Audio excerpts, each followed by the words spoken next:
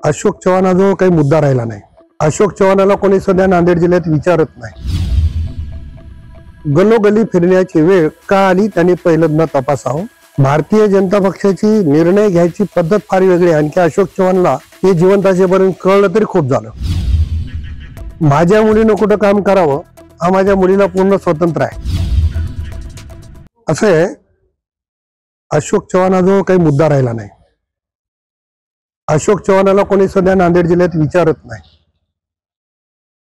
म्हणून गलोगली फिरण्याची वेळ का आली त्यांनी पहिल्यांदा तपासावं।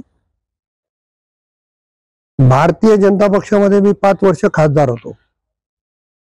भारतीय जनता पक्षाची निर्णय घ्यायची पद्धत फार वेगळी आहे। आणखी अशोक चव्हाणला ते जिवंत असेपर्यंत कळलं तरी खूप झालं। प्रदेश अध्यक्ष, राज्याचे नेते, फडणवीस साहेब एक त्यांची टीम निर्णय घेत असते। माझ्या मुलीनं कुठं काम करावं हा माझ्या मुलीला पूर्ण स्वतंत्र आहे।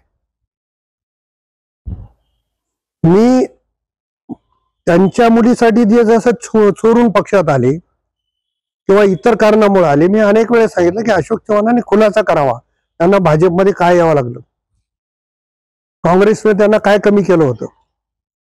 असं असतानाही काँग्रेसला बैमान होऊन एका भीतीपोटी ते भारतीय जनता पक्षात आले। त्यांनी मला बाळकडू पाजवायची गरज नाही, त्याच्यामुळे त्यांनी आपल्या स्वतःपुरतं बघावं। त्यांना विषय बदलायचा होता। एका कुटुंबात 6 तिकीट का दिले हे कोणी विचारू नये, मग एका घरात 2 पक्ष आहेत का? अगोदर आपलं स्वतःचं अस्तित्व टिकवण्यासाठी वेगळ्या कारणासाठी आपण का गेलो हे तर अनेक वेळी सांगितलं की अशोक चव्हाणांनी खुलासा केला पाहिजे की मी काँग्रेसनं मला एवढं दिल्यावरही बैमानी काय केली। त्यांना माहीत नसेल तर मधुकरराव भावे साहेबांचा लेख मी त्यांच्याकडे पाठवतो, त्यांनी वाचावा आणि मग त्याच्यावर आत्मपरीक्षण करावं।